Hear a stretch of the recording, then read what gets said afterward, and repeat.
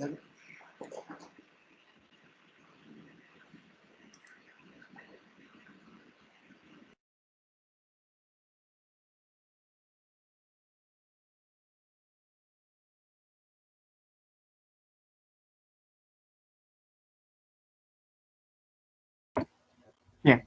aunque buenas tardes, doctor, buenas tardes, compañeros. El día de hoy nosotros nos vamos a encargar del tercer seminario de esta fase, que es acerca de la tecnología reproductiva.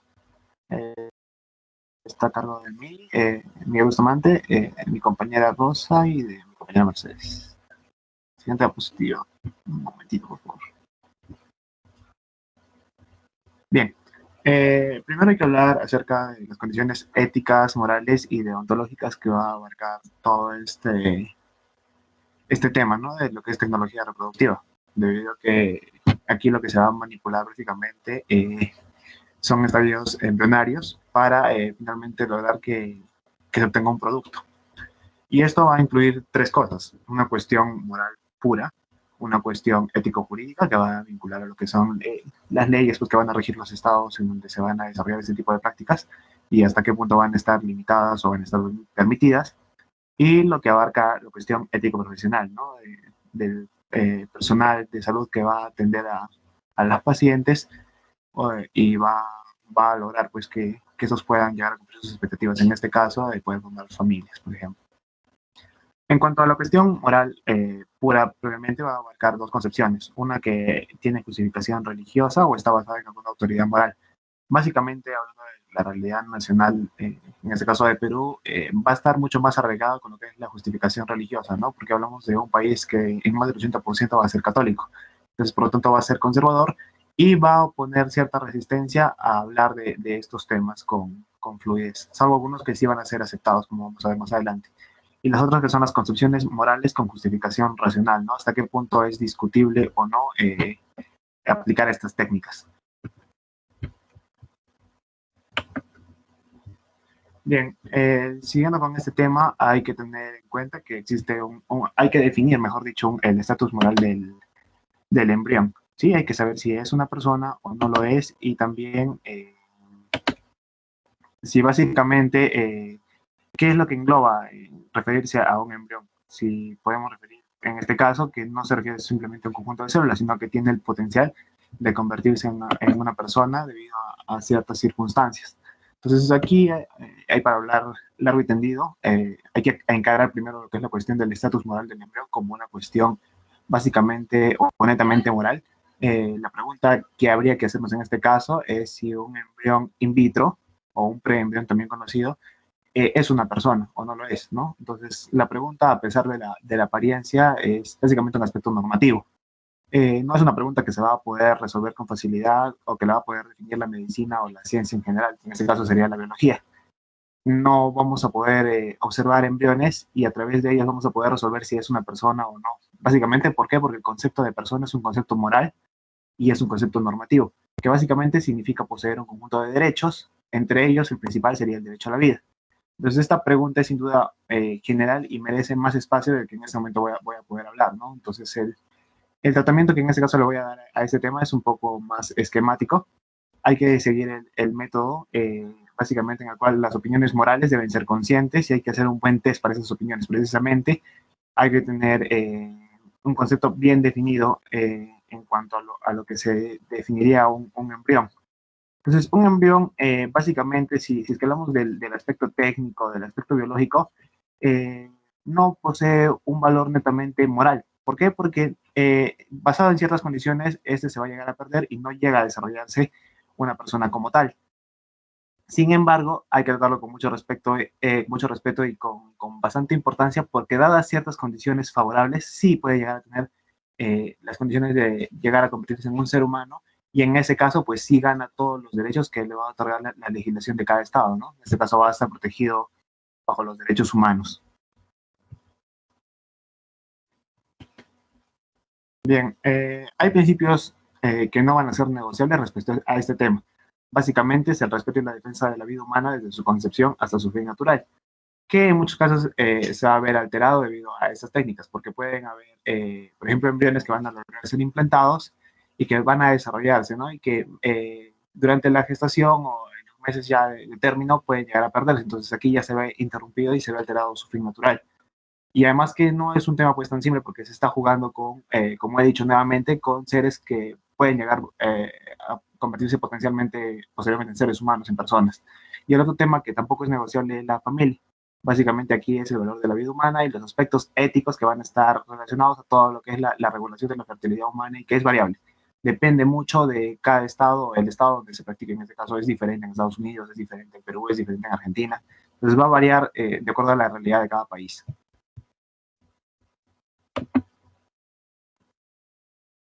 La vida del ser humano, básicamente, así como un aspecto definido universalmente, debería considerarse, o por lo menos médicamente se considera desde el inicio con la fecundación. Gran parte de los problemas éticos se van a plantear alrededor de la vida naciente, lo que va a involucrar el proceso de la fecundación, el cigoto, hasta básicamente su consolidación en el momento en que se implanta dentro del útero.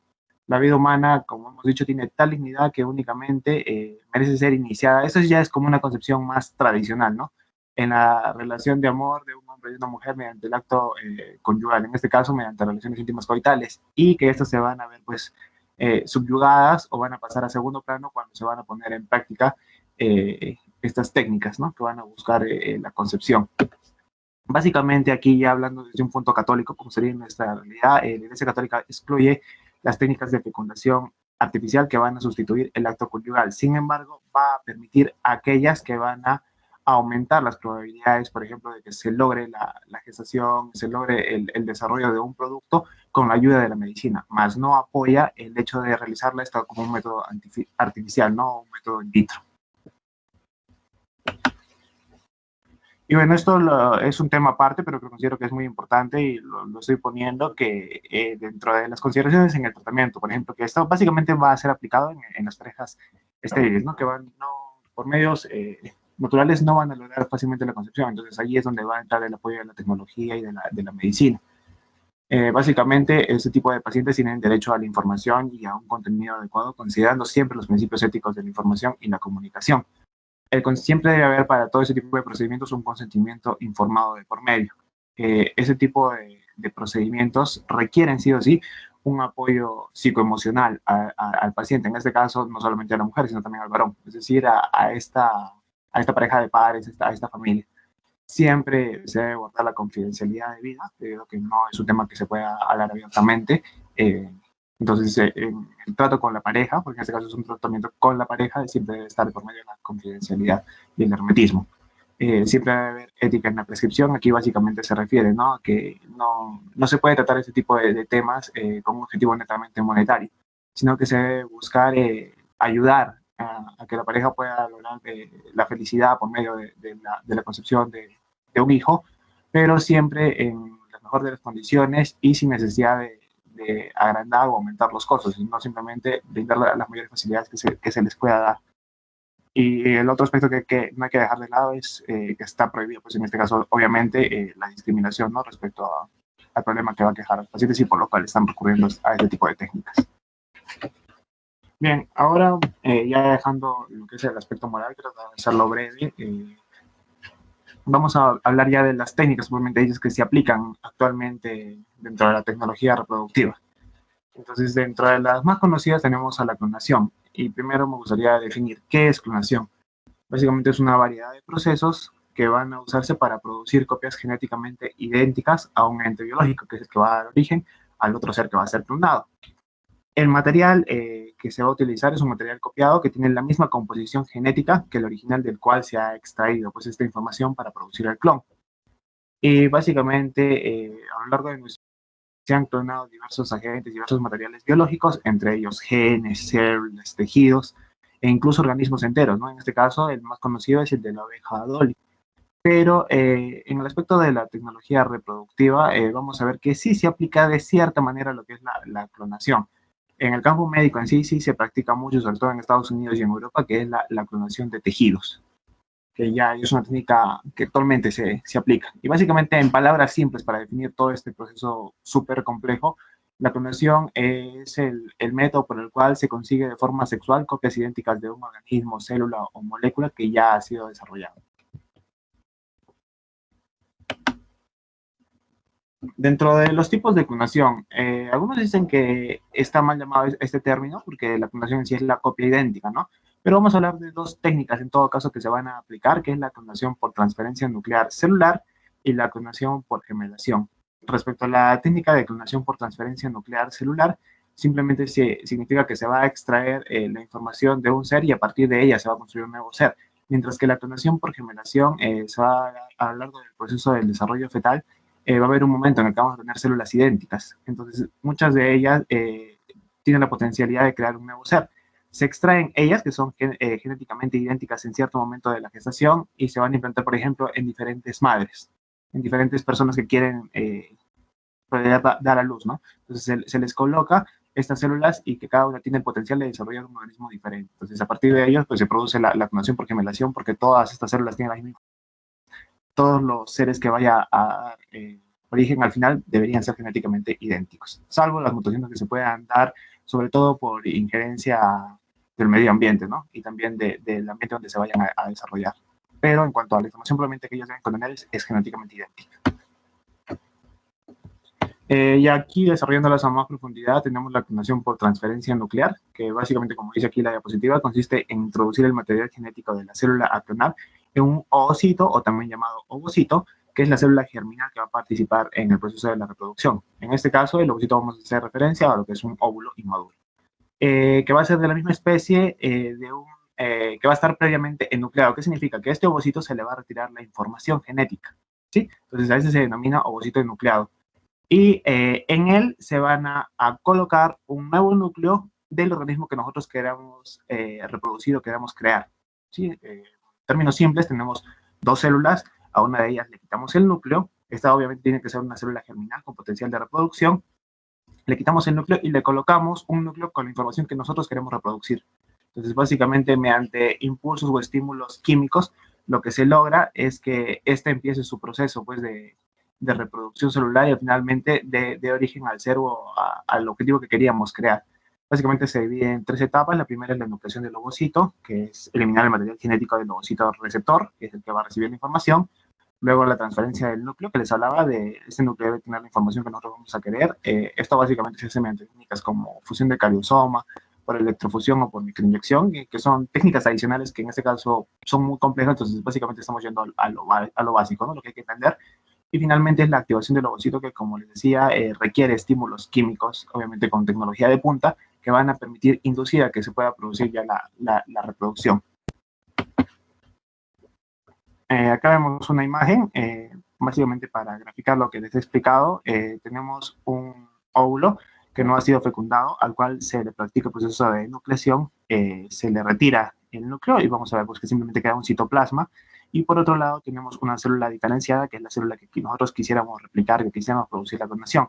A esta se le extrae el núcleo. Acá ven, es el núcleo, ya sea este circulito verde, se introduce dentro del citoplasma y se genera lo que es un cigoto clonado. Y mediante un proceso de mitosis previa estimulación química con procesos, como había dicho, que son pues, de tecnología avanzada, se produce el clon.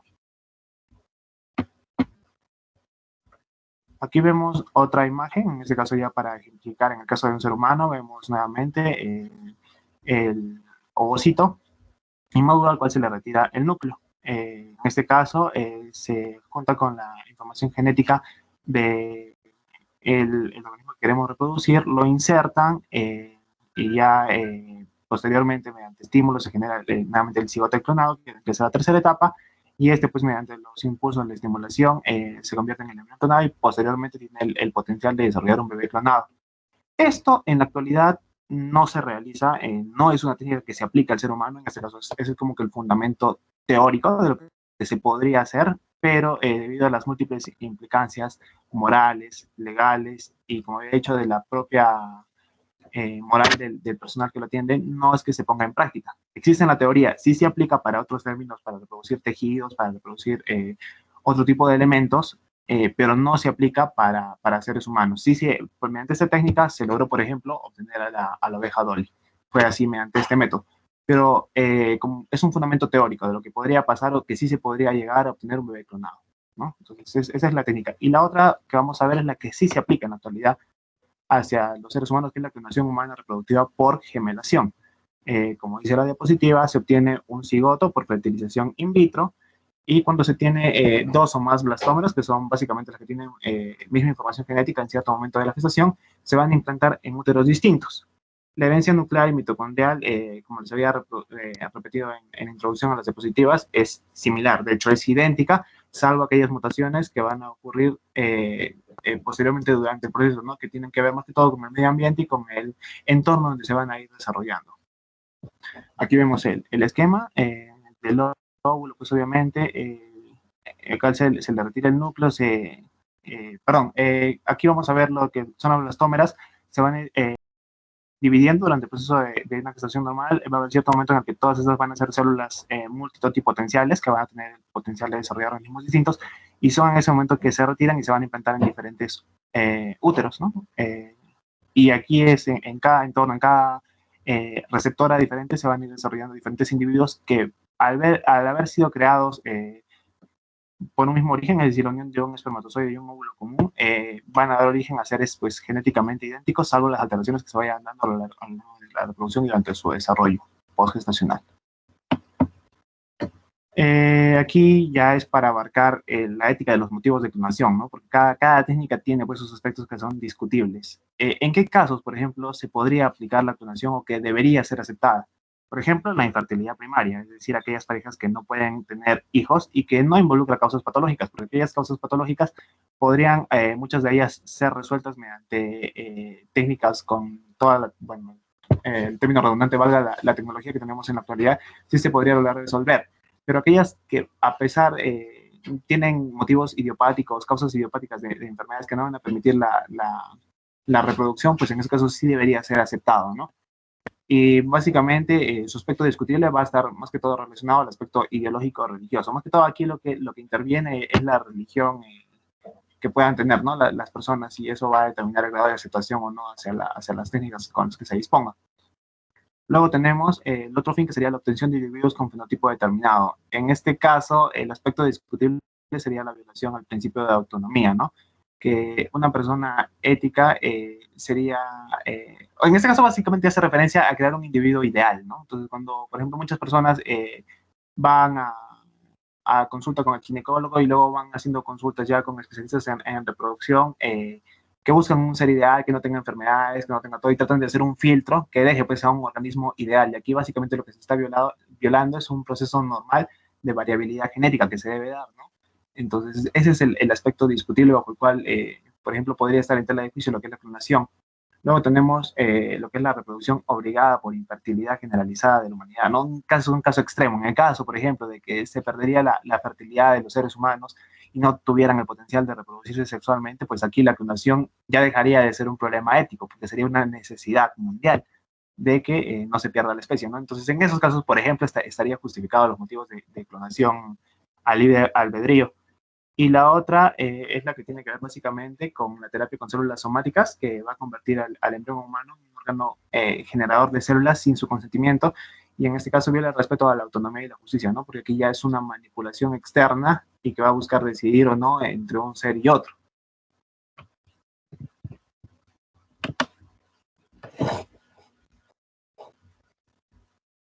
Bueno, ahora a mi compañera que va a hablar del siguiente tema.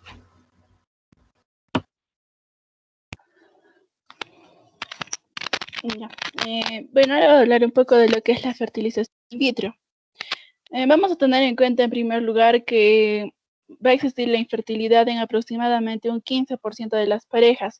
Esto se va a dar por qué factores más que nada, porque en estos momentos las parejas están decidiendo retrasar el momento de tener hijos por otros factores, como es el hecho de tener un éxito social, un éxito en sus carreras, hasta sentirse realizado profesionalmente, ¿no? Y esto ha incrementado enormemente lo que sería la fecundación asistida. E incluso esto ha estado mejorando en los últimos años. El que tiene una mayor tasa de éxito es la fertilización in vitro. Y aproximadamente es uno de cada 50 nacimientos en Suecia, uno de 60 nacimientos en Australia y uno de 80 nacimientos en Estados Unidos. Antiguamente se decía que llegaba a lo que son el 20% del éxito, pero actualmente se puede llegar hasta 40% de éxito. Tiene básicamente 4 pasos importantes, que son la estimulación exógena de los ovarios, la extracción de los óvulos, la fertilización in vitro en el laboratorio y finalmente lo que sería la transferencia de los embriones. Para esto, ¿qué se debe hacer? Primero se tiene que hacer una evaluación previa. Se va a ver en primer lugar si la mujer ha decidido tener un hijo con su pareja o en todo caso es una pareja la que está buscando esto. Se tiene que hacer lo que es un estudio del semen para poder hacer el conteo y ver la calidad del esperma. Luego se tiene que hacer la evolución del traje femenino y esto se va a hacer por medio de lo que sería la histerosalpingografía, la histerosonografía o la ecografía transvaginal. Básicamente las trompas de falopio, se va a ver si están ocluidas, cuál es el tamaño del útero, si se encuentran adherencias, etcétera. Y se tiene que hacer también pruebas para determinar la reserva ovárica, y aquí se va a hacer lo que sería la FSH, del estradiol, de la hormona antimuleriana y de la inhibina B, entre otras. La FSH es muy importante y bueno, se ha demostrado que en las mujeres más adultas hay una menor reserva ovárica y por lo tanto, aún con el tratamiento es posible que no haya una alta tasa de éxito como en las mujeres que son más jóvenes. ¿Cuáles son los beneficios de la fertilización in vitro y sus indicaciones? Bueno, en primer lugar, dentro de las indicaciones vamos a tener lo que es la edad avanzada de la mujer. O sea, como ya les había comentado anteriormente, la mayoría de mujeres van a decidir tener un hijo un poco más tarde, después de los 35 años, después de los 30 años, y esto va a disminuir mucho su probabilidad de embarazadas naturalmente, ¿no? Luego se va a tener lo que son las trompas de falopio que estén obstruidas o dañadas. También como no sería posible el paso del óvulo, entonces no podría ser posible tampoco que haya un embarazo. Vamos a tener lo que sería la endometriosis y bueno, aunque las mujeres con endometriosis recurran a este método, también es posible que tengan una tasa de éxito. Que haya un factor de esterilidad masculino, como por ejemplo un bajo movimiento, una baja calidad y también en caso de una esterilidad inexplicable. Bueno, los beneficios, como ya les había dicho, la tasa de éxito está en aumento, ha ido de un 20 a un 40%, aunque de todas formas depende de la edad de la mujer, más que nada. Después vamos a tener lo que son, hay ya una mayor tasa de éxito cuando son tasas acumulativas, o sea, cuando se han intentado en 3 o 4 veces, que puede llegar hasta un 90%. Cuando las mujeres llegan como hasta los 35 años, un poco antes de esto, de un 50% de éxito y esto va disminuyendo de un 5 a 6% por año. Entonces, cuando la mujer llega a aproximadamente no va a tener una buena tasa de éxito, solamente va a ser de un 5%. Por lo que ya les había mencionado anteriormente que reserva ovárica, ¿no? Luego tendríamos que la tasa sería igual de buena siempre y cuando se tratara de un embrión criopreservado, en todo caso, o un embrión que no sea del mismo material genético de la mujer. ¿Cuáles son sus riesgos? En primer lugar, vamos a tener el que es más común, que es el síndrome de la hiperestimulación ovárica.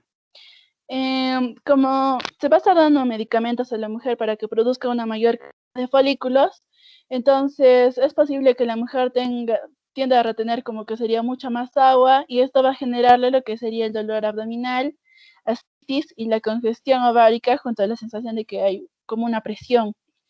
Luego también sería lo que sería el embarazo múltiple. No podemos decir que en sí es un riesgo porque hay muchas parejas que piensan que sería lo mejor un embarazo múltiple para de este modo tener 2 o 3 hijos y pasar el proceso del embarazo. Sin embargo, hay que tener en cuenta que una gestación múltiple tiene una mayor mortalidad tanto para la madre como para los fetos, ¿no? Y como dice aquí, el desenlace puede ser catastrófico en aproximadamente un 20% de las veces. Tenemos lo que son los defectos congénitos. La mayoría de los recién nacidos van a estar completamente sanos, sin embargo, hay algunos reportes que es posible que haya algunos cambios, algunos defectos en recién nacidos, sobre todo cuando se utiliza un método que les voy a más adelante, que es en el que se inyecta el esperma el espermatozoide directamente dentro del óvulo. Luego tendríamos otros resultados adversos, como por ejemplo la restricción del crecimiento intrauterino, la muerte perinatal, un parto prematuro.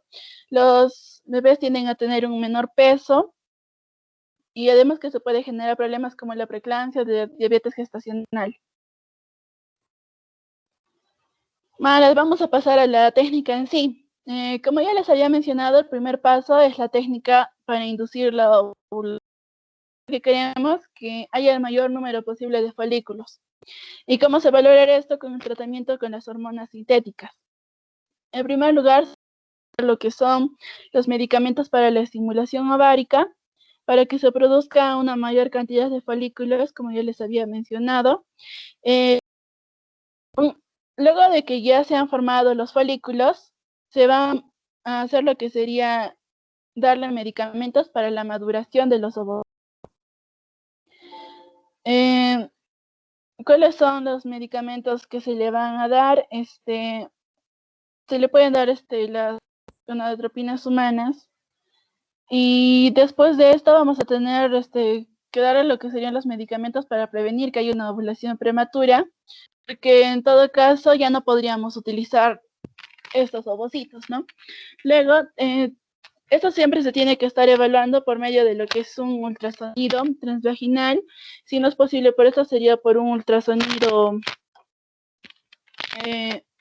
abdominal. Y también se le tiene que hacer los exámenes de sangre para ver cómo están sus niveles hormonales.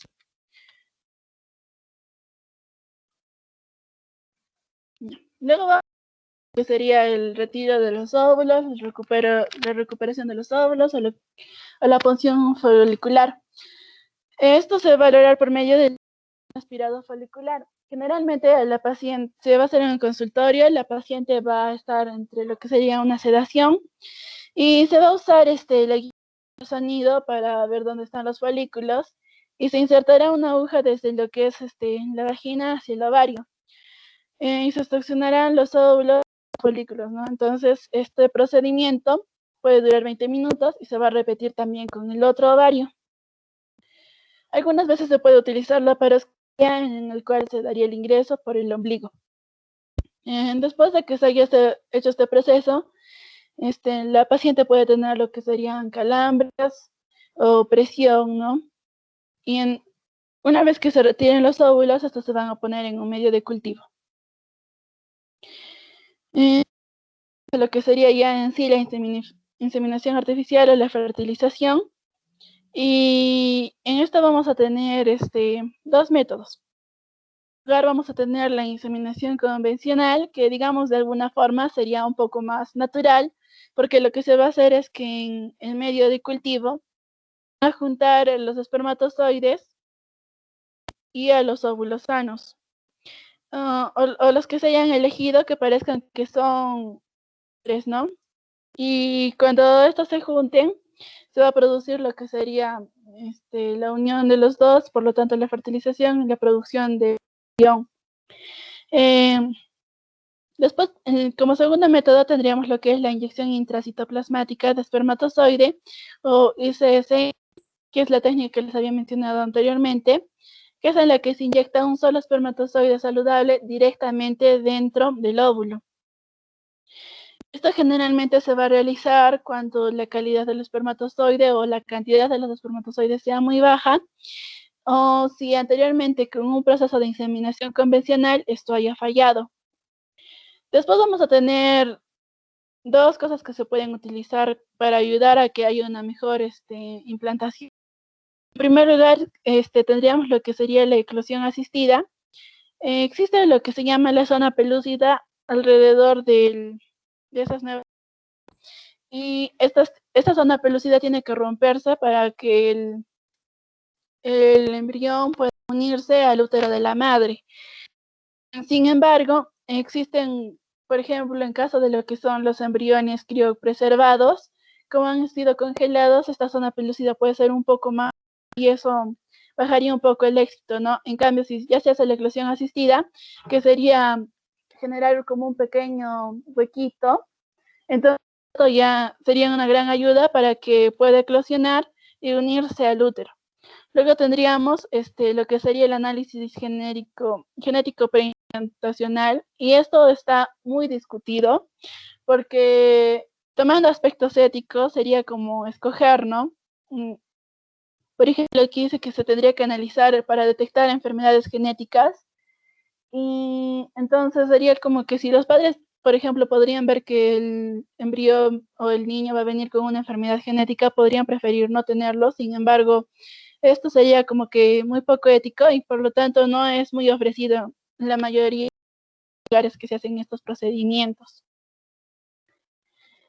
Luego tendríamos lo que es la transferencia de los embriones, que ya es el proceso final.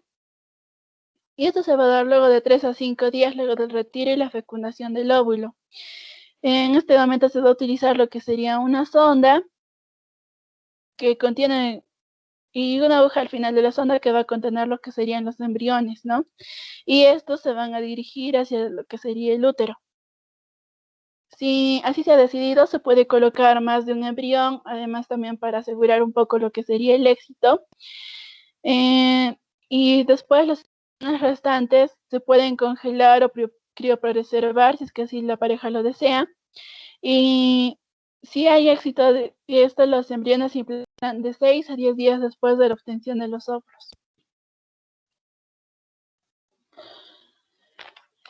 ¿Cuáles son los efectos secundarios? Puede haber el paso de una pequeña cantidad de líquido, una hemorragia pequeña después del procedimiento, porque se hace un hisopado al cuello antes de la transferencia.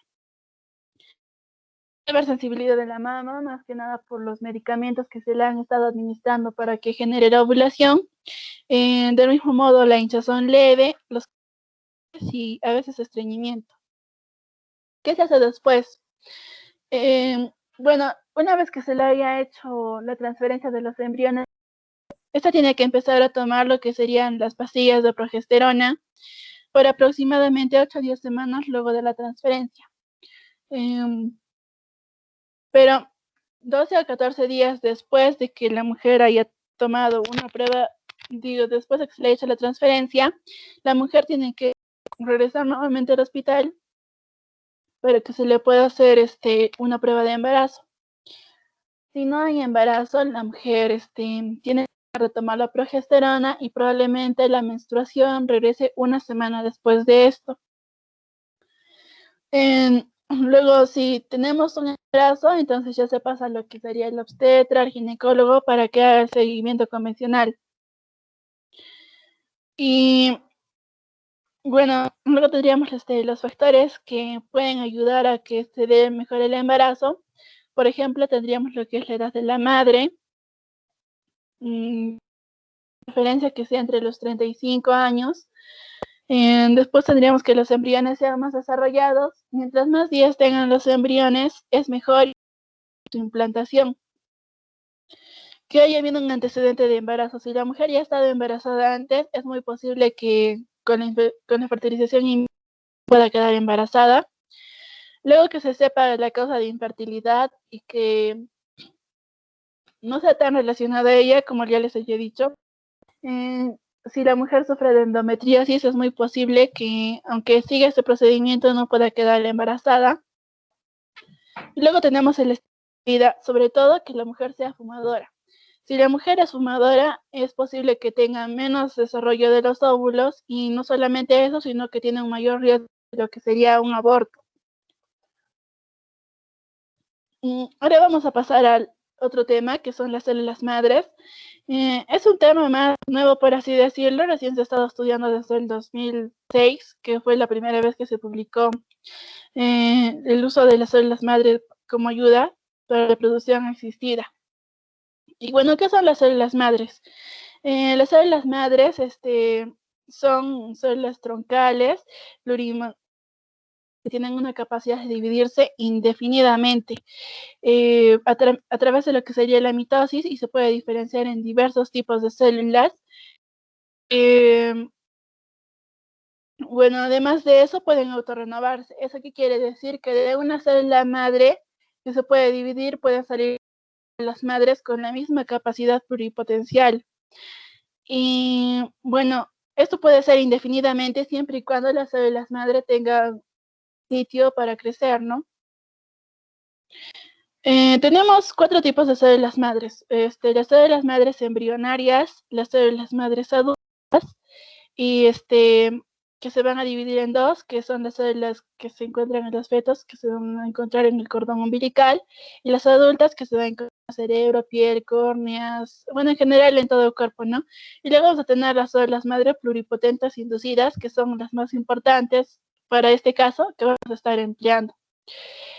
Bueno, las células madre embrionarias se obtienen de la masa de los blastocistos entre los 5 y 7 días, y también de las gónadas.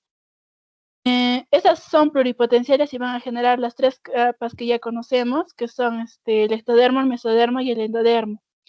Y si la condición es, pueden estar reproduciendo infinitamente.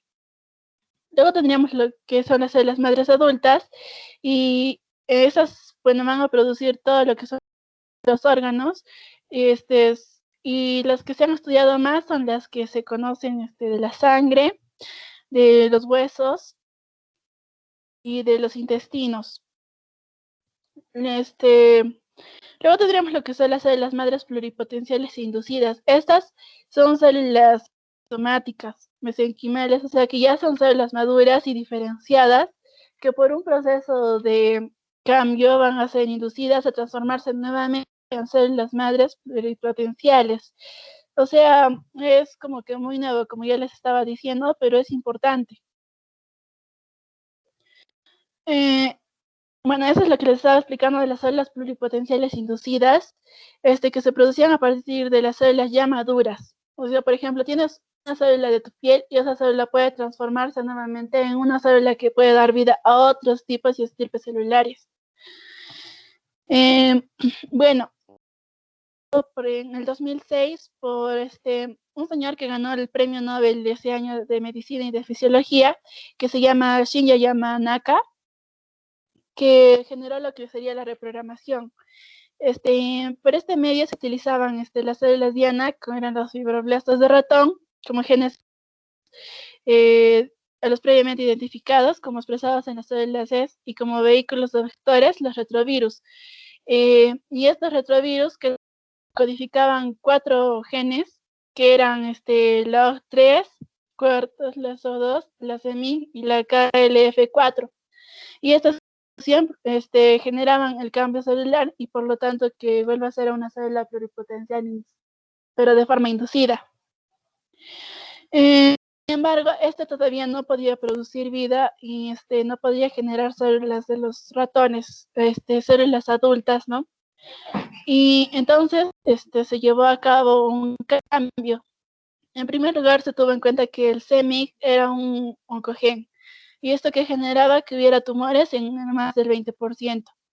Y entonces también se podía eliminar el CEMIC, pero la estabilidad para poder realizar el cambio era menor. Luego se cambió también otro de los por uno que se llama el FBX15, que sí podía generar células adultas. Y esto fue lo que después se utilizó en el 16 con otro señor que se llama Kazuhiko Hayashi, que sí pudo obtener ratones adultos y fértiles a partir de esas células madre. Pero utilizó en primer lugar lo que son las células madre, y a partir de estas células que eran las pluripotenciales inducidas. Y entonces, primero quería generar las condiciones que se generaban para la producción de un ovocito normal, ¿no? Por ejemplo, los óvulos se generan a partir de lo que son células germinales primordiales que se juntan con células somáticas, y por medio de meiosis estas se convierten en lo que serían los ovocitos primarios, que eso es lo que pasaría en la vida real. Pero en cambio, en estas condiciones que querían simular eso, se utilizaba lo que eran células también somáticas que se unían a las pluripotenciales inducidas y se ponían dentro de un medio de colágeno. Y para que se evite la formación de ováricos, se ponía un inhibidor de estrógenos. Y después de esto, se vio que se habían llenado los ovarios con estructuras foliculares. Y eso se les llamó los reovarios. Y después de esto se hizo un cultivo in vitro y en este se pudo, a ver, no, y en este se pudo diferenciar lo que era el BV, que era un marcador de las células germinales. Y después de esto, este marcador desapareció, se debilitó un poco y a las 2 semanas apareció el otro marcador que es SC, que es un marcador de los ovocitos y también de las células germinales. Entonces, ya se estaban generando los ovocitos. Y después de esto, a las 3 semanas del cultivo aparecieron un gran número de ovocitos primarios que eran positivos en los ovarios, como se pueden ver en estas imágenes. Ya. Pero de todos estos ovocitos solamente pudieron sobrevivir unos cuantos y fueron los que se detectó un marcador de las células de la granulosa. O sea que fueron células potencialmente ovocitos verdaderos para que se pudiera generar una germinación. Y bueno, luego de esto se le dio lo que se llama un estimulante de folículo y la producción de las células de la granulosa, que ya les dije se había producido solamente en unas cuantas. Eso se cultivó durante 11 días más y se generaron por fin lo que serían los ovocitos vesicales germinales.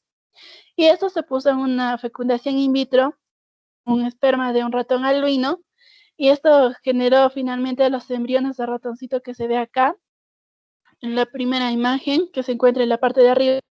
Y después de eso se dio el nacimiento de lo que serían estos 5 ratones a partir de las células madre y del esperma del ratón albino.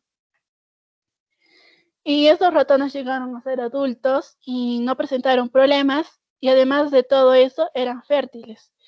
¿Esto en qué nos ayuda en estos tiempos? Es como un nuevo camino para la ayuda a la fertilización in vitro. Es muy probable que, por ejemplo, si una mujer que no produce óvulos, pueda generar su propio óvulo a partir de alguna célula, por ejemplo, de su piel o una parte de su cuerpo, y por lo tanto el bebé que tendría vendría definitivamente de también su material genético. Me pareció muy interesante, podría ayudar muchísimo a algunas mujeres, aunque también tiene algunos problemas éticos, ¿no? Bueno, eso sería todo. Ahora pasa a mí.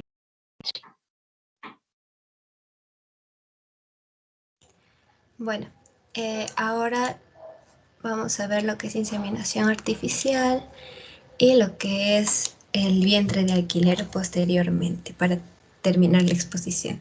Entonces, la inseminación artificial es todo método de reproducción en el que el esperma es depositado en la mujer mediante un instrumental especializado y utilizando técnicas que reemplazan a la copulación, ya sea, por ejemplo, en óvulos, a eso se le llama una inseminación intrafolicular.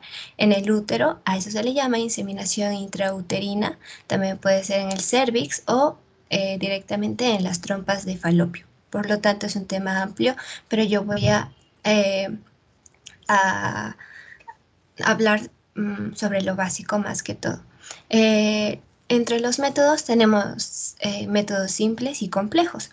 El simple consiste en observar a la paciente, observar su ciclo menstrual y vamos a depositar el semen en su vagina justo cuando el óvulo esté liberándose. Pero los métodos complejos, los más complicados, son los que nombré anteriormente, como la inseminación intrafolicular, la intrauterina, que necesita un poco más de precisión y de otros estudios. ¿Qué tipos hay en la inseminación artificial? Tenemos dos, dependiendo de dónde obtenemos o de quién obtenemos el semen. tenemos la inseminación artificial conyugal y la inseminación artificial del donante. Como su nombre lo dice, en el conyugal el semen está o es del papá, ¿no? Del que quiere tener un hijo.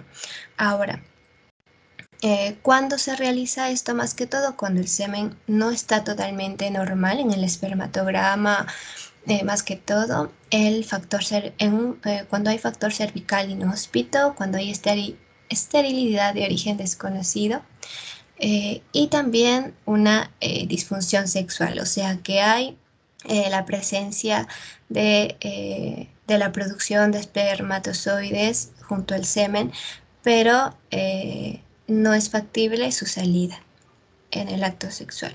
Luego, la inseminación artificial del donante. Aquí a lo que vamos a ir es a semen de un donante.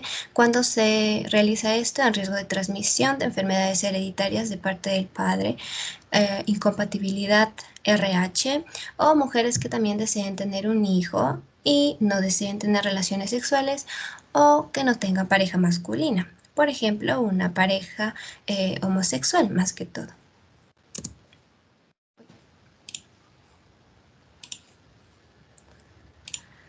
Ahora, con respecto a cómo es que se va a realizar la inseminación artificial, o sea, el proceso. Primero se va a realizar una analítica de la sangre para comprobar que no hay ningún problema de salud durante la gestación, más que todo. Se incluirán, por ejemplo, aparte de sangre, estudios de la tiroides también y determinación de, por ejemplo, el virus de la hepatitis B, de la hepatitis C, el VIH, la sífilis, así como, por ejemplo, inmunidad frente al toxoplasma y a la rubiola. Es muy importante. Luego le podemos hacer a la paciente un estudio de histerosalpingografía. Como sabemos, la histerosalpingografía es un estudio en el que vamos a utilizar una sustancia de contraste que va a ser que va a ingresar, ¿no?, a través del cuello uterino, y nosotros lo que vamos a ver es en las múltiples radiografías que se toman de que esa sustancia de contraste pase correctamente por estas estructuras, más que todo en las trompas de falopio. Y en el caso del varón vamos a realizar un espermatograma, o también llamado un semiograma completo, con recuento de espermatozoides móviles. Esto es más que todo, o bueno, ya sea en semen conyugal o de donante.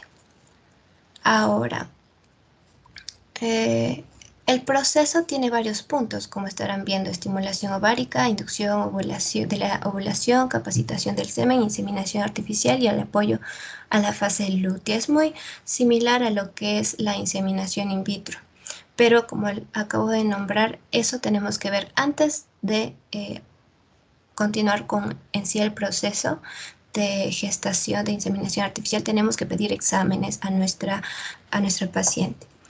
Luego de eso, ¿cómo es el proceso ahora? Tenemos la mami correcta, la muestra de semen también. Entonces, el procedimiento. Primero, este tratamiento va a comenzar en el inicio del ciclo menstrual. Entonces, en el día 1. Entonces, en ese momento se va a realizar una ecografía vaginal para comprobar que el ovario esté listo y preparado para comenzar lo que es la estimulación. Ahora, tenemos que, la primera es la ecografía vaginal, luego la estimulación ovárica, que se da durante 3 a 5 días. Esta estimulación ovárica tiene como objetivo corregir desórdenes ovulatorios no percibidos, o sea, no perceptibles, y aumentar la disponibilidad de ovocitos. Entonces, aquí este es un punto muy importante al que debemos prestar atención, porque hay riesgo de hiperestimulación, como también lo nombró mi compañera en su exposición anterior, o también a una gestación múltiple, que a la pareja le podría suponer costes, pero hay otras parejas que están de acuerdo con tener más bebés. Entonces, tenemos que desarrollar como máximo 3 folículos para que nos dé para que disminuya el riesgo de tener embarazos múltiples, más que todo.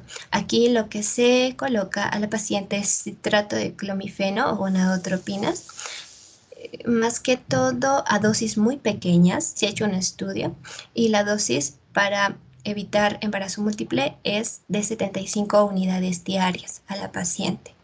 Luego de esto se le va a tomar una ecografía de control a la paciente para ver el ovario y los folículos. Ahora, viendo esto, vamos a determinar el momento de la inseminación, pero antes de esto tenemos que obtener y preparar lo que es la muestra de semen. Se recomienda más que todo entregar la muestra para su preparación un máximo de 1 hora antes de la inseminación. Con respecto al intervalo entre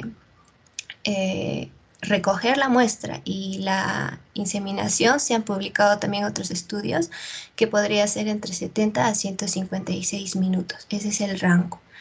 Ahora, vamos a continuar con la inseminación. Bueno, aquí lo que se va a hacer es una descarga de un óvulo mediante HCG y se va a proceder a la inseminación con un pequeño catéter diseñado, por ejemplo, puede ser el Cook o el Wallace, 36 a 40 horas después de que se haya realizado, o sea, de que el óvulo haya roto, ¿no? Por decir, el folículo. Ahora, en este momento de la inseminación, la paciente tiene que estar en reposo durante 10 a 15 minutos.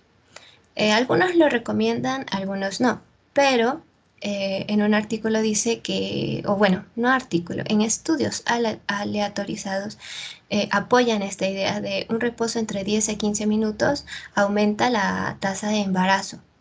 Ahora, y para observar que todo este procedimiento haya valido la pena, por decirlo así, vamos a hacer el diagnóstico del embarazo. Es lo mismo que el anterior proceso, o sea, después de 12 a 14 días después vamos a tomar test de embarazo y vamos a ver si nuestra paciente ha podido, o sea, el proceso ha tenido éxito, más que todo. Ese es el procedimiento. Ahora, he encontrado unos criterios para cancelar ciclos por demasiada dice, por hiperrespuesta al día de HCG, o sea, me refiero a carga ovulatoria.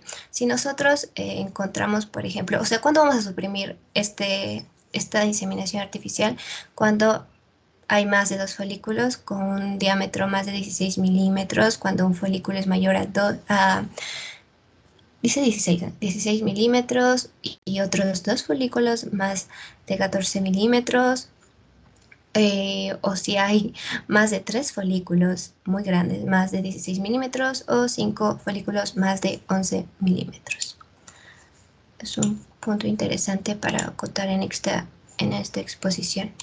La probabilidad de éxito. Se dice que cuando se realiza una vez hay el 15% de probabilidad de embarazo, de embarazo más que todo.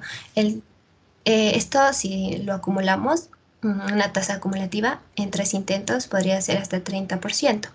En el caso de que sea una inseminación artificial conyugal, se ha dicho que tiene una tasa acumulada del 25 hasta el 50%, acercándose bastante a lo que son técnicas complejas como la fecundación in vitro. Ahora, ¿qué otras cosas puede estar aumentándome la tasa de embarazo? Una vida saludable, que siempre se le aconseja a la paciente. Por ejemplo, abandonar el tabaco, mejorar la dieta, evitar el sedentarismo, realizar deporte, más que todo, ¿no? Por si nos preguntan cómo qué puedo hacer yo, si la paciente, ¿no? En todo caso nos pregunten, para tener un embarazo, ¿no? Ahora, ¿cuántas veces se dice como máximo se puede realizar esta inseminación artificial? Si es conyugal, hasta 4 veces. Si es de donante, con un donante, hasta 6 veces. Pero tenemos que recordar que cada paciente es diferente. Los efectos secundarios tenemos un mínimo riesgo de hiperestimulación porque constantemente estamos haciendo controles ecográficos a la paciente y es muy poco habitual que se dé, pero hay el riesgo. Otros riesgos son los propios al embarazo, como por ejemplo la gestación gemelar, puede haber gestación ectópica y puede haber abortos propios del embarazo. Después, esa es la inseminación artificial. Ahora, con todos esos procesos nombrados por mi compañera y por mí, podemos recurrir a la gestación subrogada. Ese es un sinónimo del vientre de alquiler. ¿Qué otros sinónimos tiene? La maternidad subrogada, la gestación por sustitución, el vientre de alquiler, como nombré, madre de alquiler o subrogación. Subrogación es más que todo reemplazar, ¿no? Más que todo. Entonces, ¿qué es? Es un tipo de reproducción asistida en la que además de los futuros padres va a participar una tercera persona, que es la mujer que va a gestar al embrión. En sí es una práctica en la que una mujer gesta un hijo para otra persona o otra pareja. Ahora, ¿en quiénes podemos realizar o se puede realizar, perdón, el vientre o esta técnica, ¿no? Que es el vientre de alquiler? Puede ser, se me cayó el audio. Puede ser cuando hay ausencia de útero, ya sea congénito o adquirido. Puede ser en anomalías uterinas significativas, por ejemplo, el síndrome de Asherman, que lo vimos mucho, irreparable, o útero, unicornio asociado con pérdida recurrente del embarazo. También cuando hay contraindicaciones médicas absolutas de embarazarse, como por ejemplo la hipertensión pulmonar, condiciones médico graves que puedan agravarse durante el embarazo y causarle riesgo al bebé, más que todo, como la isoinmunización, o también, que es lo que vemos, la incapacidad biológica para concebir o tener un hijo, como es el caso de un hombre soltero que quiera tener un hijo o una pareja homosexual masculina. También otro factor puede ser con respecto al endometrio, un factor indeterminado del endometrio, como por ejemplo hemos realizado la fertilización in vitro y estas no han funcionado a pesar de que los embriones tenían buena calidad. Entonces podemos recurrir a esto. Claro está que aquí hay debates éticos, pero no los voy a nombrar aquí, pero es muy claro. Ahora, los tipos de vientre de alquiler serían 1 con vínculo genético y 2 sin vínculo genético. Eso le llaman subrogación total y subrogación parcial. La subrogación total es cuando el óvulo de la madre subrogante es inseminada por el espermatozoide del padre, y la subrogación parcial es cuando a la madre se le es trasplantada ya el embrión que se le es completamente ajeno. Ahora, la gestación con vínculo genético o total puede ser por una inseminación artificial, como yo la nombré, ese es el método, pero en el caso de sin vinculación genética o parcial puede ser por una fecundación in vitro. Hay otro tipo de clasificación del vientre de alquiler que es dependiendo de lo monetario más que todo. Por ejemplo, puede ser altruista o lucrativa. Altruista cuando la mujer no tiene remuneración alguna por sus servicios, y la lucrativa cuando pues le pagan para gestar a un bebé.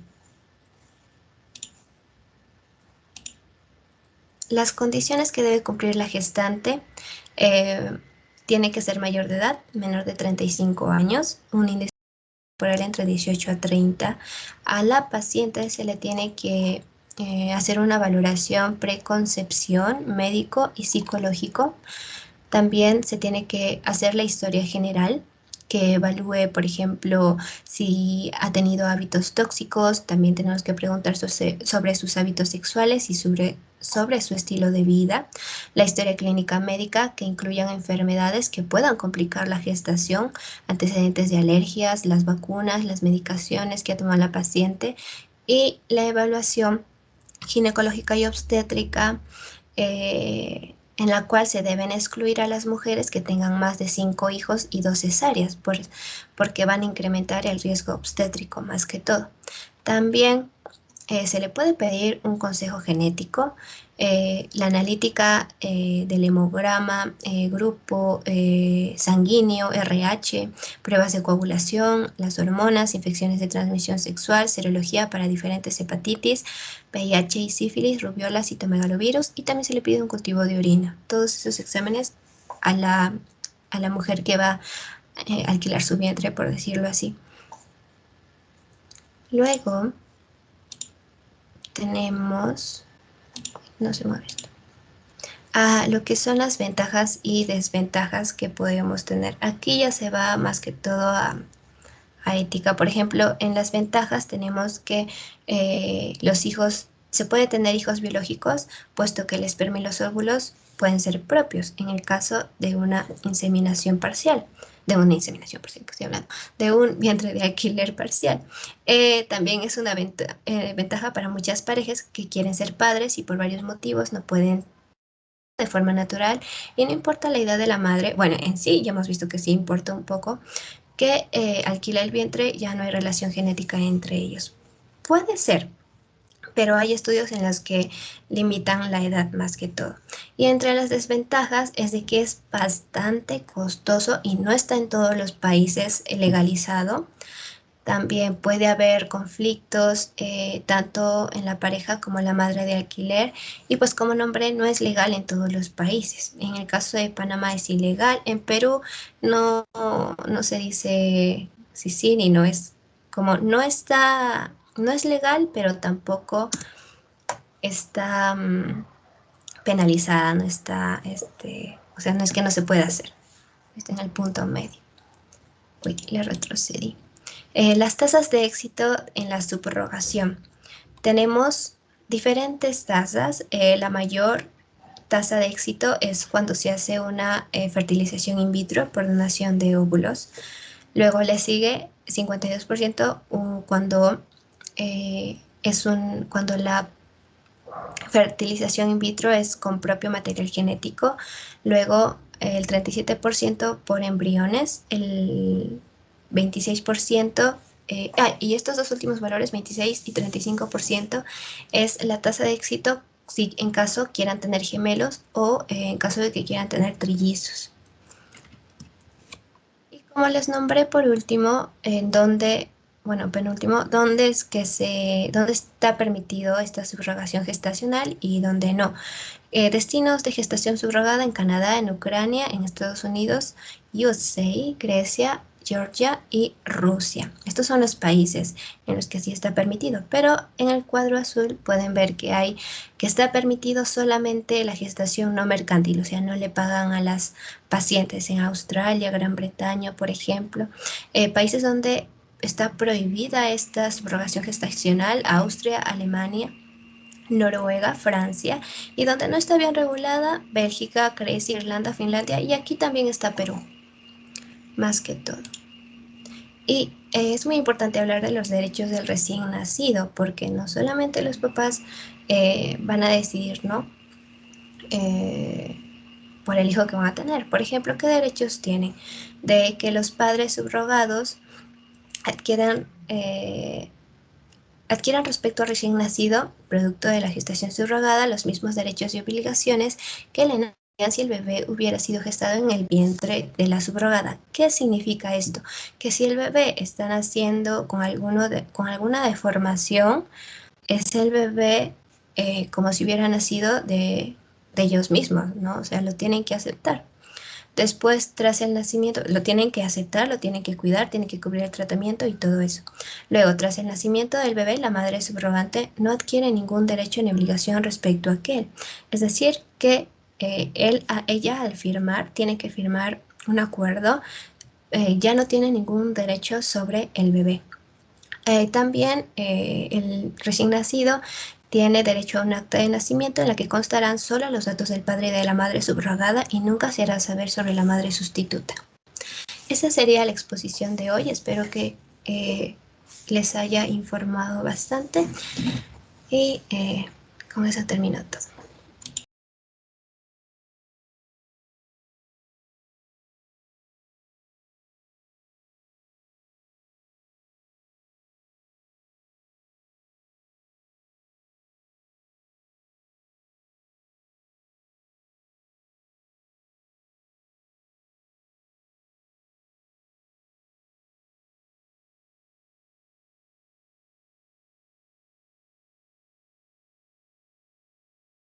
Doctor, ¿ya terminamos la exposición?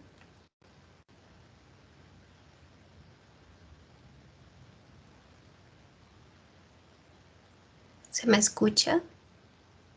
¿O expuesto a mi computador?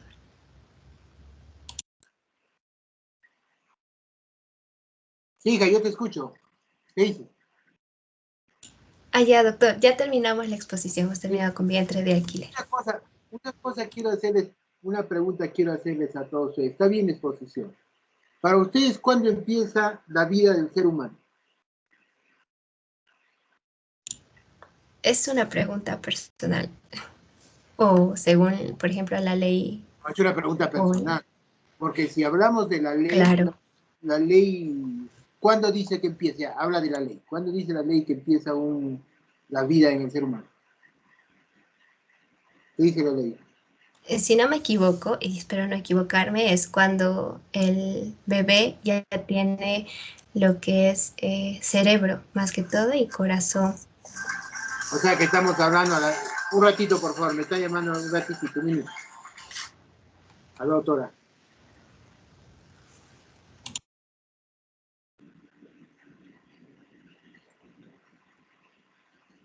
Ya, llevo unos 10 minutos. Ya, sí, perfecto.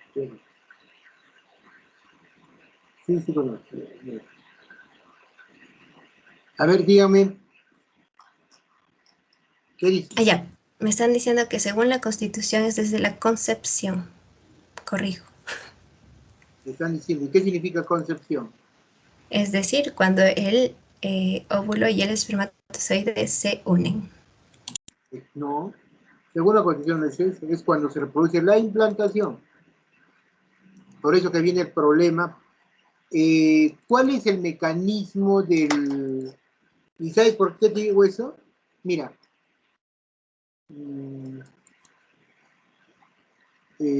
¿Cuál es el problema con la iglesia?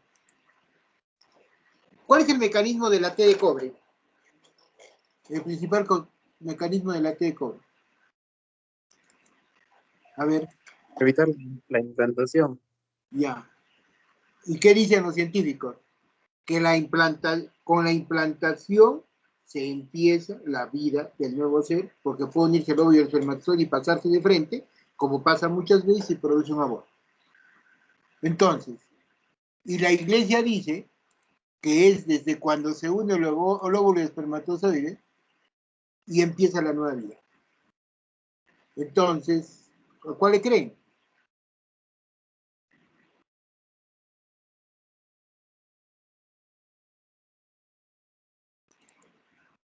¿Ah? Lo científico, doctor. ¿Y por qué no lo religioso? Porque, bueno, en el lado religioso dicen, por ejemplo, que si una mujer tomaría lo que sería la pastilla del día siguiente, ellos lo consideran como si fuera un abortivo, ¿no? Pero, o sea, si nos basáramos en eso, tendríamos que decir que también son abortos, bueno, no diría que planificados, pero también, o sea, del lado de las mujeres que en realidad nunca se enteran que pudieron estar embarazadas, ¿no? Así que en realidad yo creo que se debe tomar más el lado científico que el lado religioso. A ver, otra opinión. ¿O no hay otra opinión? Doctor, creo que hay tres concepciones, ¿no? La legal, la moral y Y la que te conviene, ya. ¿No? Haciendo broma, la que te conviene. bueno, yo preferiría también apoyar la que es la científica. ¿Cómo la que no es científica? No, o sea, yo prefiero apoyar la científica, ¿no? O sea, desde el momento de la implantación se debería considerar que ya se inicia la vida. Ya. ¿Tú eres católico? Sí, doctor. Ya pues, entonces, ¿qué hacemos? estás en contra de la religión. Entonces ya no eres católico. Pero son dogmas, doctor. O sea, es como que al final es cuestión de cada uno lo que decide o no acatar respecto a la iglesia. No, escúchame, hija mía, escúchame una cosa, hija mía. Yo no estoy diciendo que yo soy papista, ni más que el Papa. Lo que quiero dar a entender es que desde el punto de vista religioso, ya no estás haciendo caso a tu religión, según la religión. ¿Entiendes? ¿Sí no? Sí, ya está. Sí, doctor.